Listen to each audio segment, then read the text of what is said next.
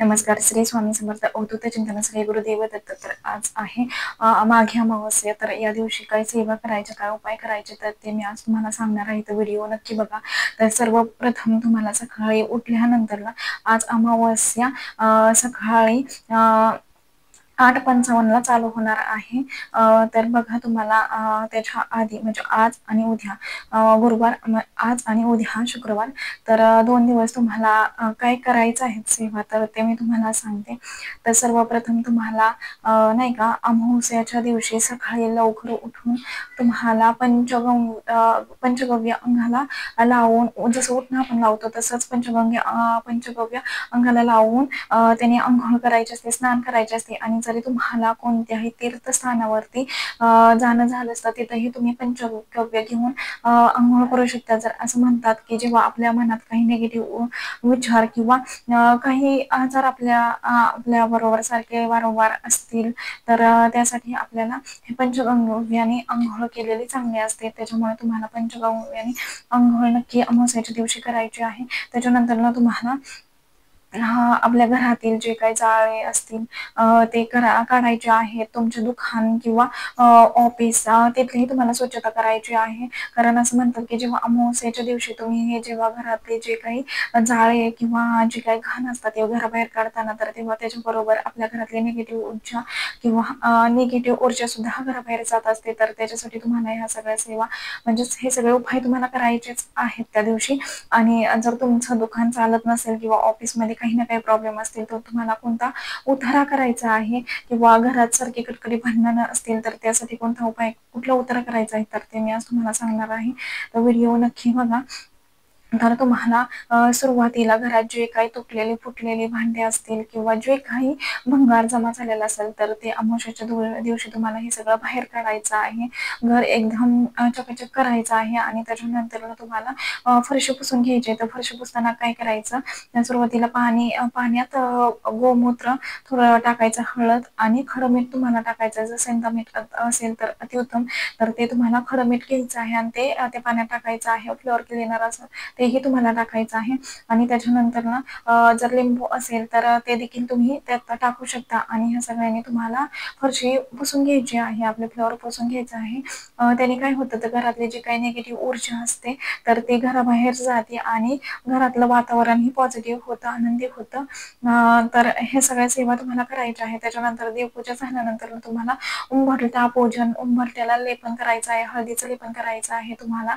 आणि उंबऱ्याची ही पूजा करायची आहे तुम्हाला. त्याच्यानंतर आणि अमावस्याच्या दिवशी आणखी एक की तुम्हाला पंचमहायज्ञ करायचा आहे. रोज तर तुम्हाला करायचाच आहे, पण पंचमहायज्ञ म्हणजे काय, तर ते तुम्हाला मी सांगते.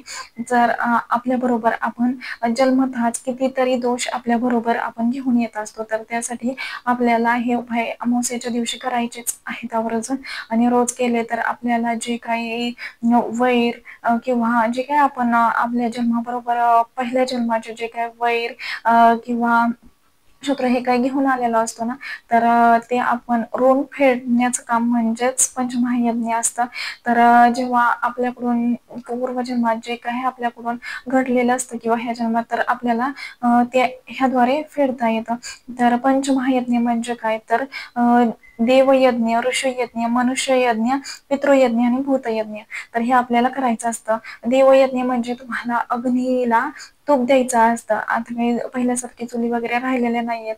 पहिल्या लेडीज काय करायच्या, तर सुरुवातीला त्या आपलं चूल सारवायच्या आणि त्याच्यानंतर चूल पेटवल्यानंतर ना त्यामध्ये 1 चमचाभर तूप, शुद्ध गाईचं तूप त्यामध्ये अर्पण करायच्या. तर त्याने काय व्हायचं, तर अग्निदेवतेला ते तूप पाहिल्यानंतर अग्निदेवतेचा आशीर्वाद आपल्याला मिळायचा.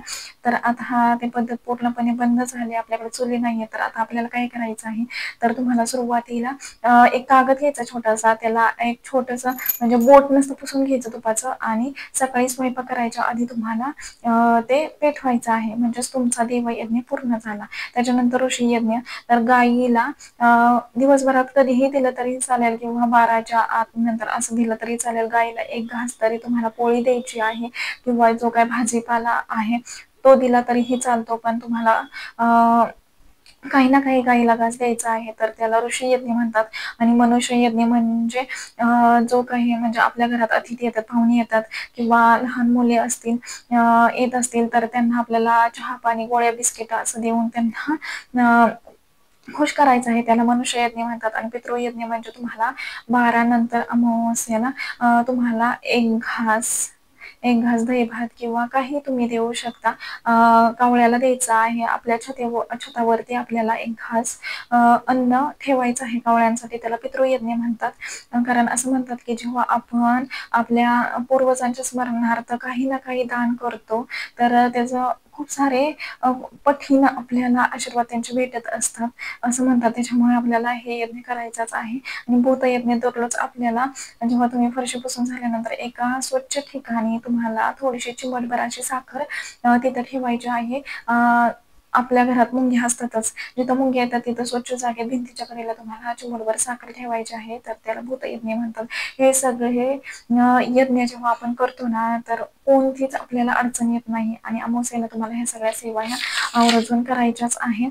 त्याच्यानंतर ना तुम्हाला तुमच्या गावात किंवा शहरात जिथं तुम्ही कुठं राहत असाल ना, तिथं आपल्याला सर्व देवांचा मान सन्मान हा करायचा असतो अमावस्याच्या दिवशी.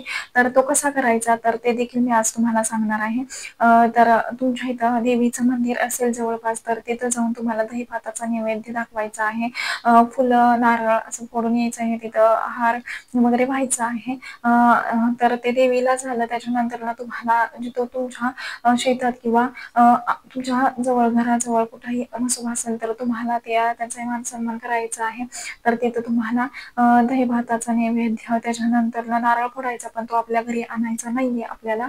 तिथंही फुलं अगरबत्तीही लावून आपल्याला यायचं आहे. आणि मारुतीला देखील अमावस्येला तुम्हाला मारुतीचं मंदिर जर जवळ असेल, तर तुम्हाला मारुतीला देखील फुलं त्याच्यानंतर नारळ फोडायचा आहे. नारळ पण तुम्ही तिथंच ठेवून येऊ शकता, घरी आणायचा नाहीये तो देखील. तर असं मान सन्मान तुम्हाला अमावस्याच्या दिवशी करायचा असतो. त्याच्यानंतर आणखी एक या दिवशी ज्यांचं वडील नाहीये त्यांच्यासाठी मी सेवा सांगते. तर हिरण्य दान करण्याला खूप सारं महत्व असतं. जेव्हा असं म्हणतात की अमावस्याच्या दिवशी जो कोणी हिरण्यदान करतो त्याला खरंच खूप मोठं पुण्य मिळतं, म्हणजेच पितरांचा खूप मोठा आशीर्वाद मिळतो असं म्हणतात. तर तुम्हाला एका ब्राह्मणाला अमावस्याच्या दिवशी एक जोड जानवे, सव्वा पावशेर पेढे आणि 11 रुपये दक्षिणा आपल्याला ब्राह्मणाला द्यायची असते. जेव्हा हे आपण सर्व ब्राह्मणाला देतो, तर तेव्हा आपण पितरांना दिल्यासारखं हे सगळं होतं आणि पितरांचा आपल्यावरती आशीर्वाद राहतो. असेही म्हणतात की जेव्हा देवांच्या आधी सुद्धा देवांनी पितरांना खूप सारा मान दिलेला आहे. कारण ते आपल्या पूर्वजांना जेव्हा आपण खुश ठेवतो ना, तेव्हा किती साऱ्या गोष्टी आपल्या अशा मार्गी लागत असतात. त्याच्यामुळे आपल्याला ही देखील सेवा करायची आहे. आणि जर तुमच्या घरात अजून एक सेवा आहे, उपाय आहे, जर तुमच्या घरात वारंवार कटकटी, भांडणं किंवा अशांतता असेल, तर तुम्हाला नारळाचा हा देखील उपाय करायचा आहे या दिवशी. तर तुम्हाला काय करायचं आहे, तर एक नारळ घ्यायचा आहे शेंडी काढलेला, आणि तो नारळ देवाकडे शेंडी करून ठेवायचा आहे. आणि त्याच्यावरती सकाळ संध्याकाळ रोज तुम्हाला ही सेवा करायची आहे. तर त्या नारळावरती एका पाठोमाग एक असं तुम्हाला 7 कापूर जाळायचे आहेत. आणि कोणता मंत्र म्हणायचा तर ते देखील सांगते. तर श्री स्वामी समर्थ आणि गायत्री मंत्र, हा मंत्र तुम्हाला कापूर जळेपर्यंत, विजस्तोपर्यंत तुम्हाला हा मंत्र म्हणायचा आहे. तर त्याने काय होतं, आपल्या घरात जे काही अशांतता आहे किंवा भांडणे कटकटी आहेत, तर ते खरंच खूप प्रमाणात कमी होतात. आणि खूप फायदा होतो या गोष्टीनं केल्यानंतरला. तर हा देखील तुम्हाला या दिवशी उपाय करायचा आहे. आणि प्रत्येक अमावस्या किंवा पौर्णिमेला तुम्हाला नारळ हा बदलायचा आहे.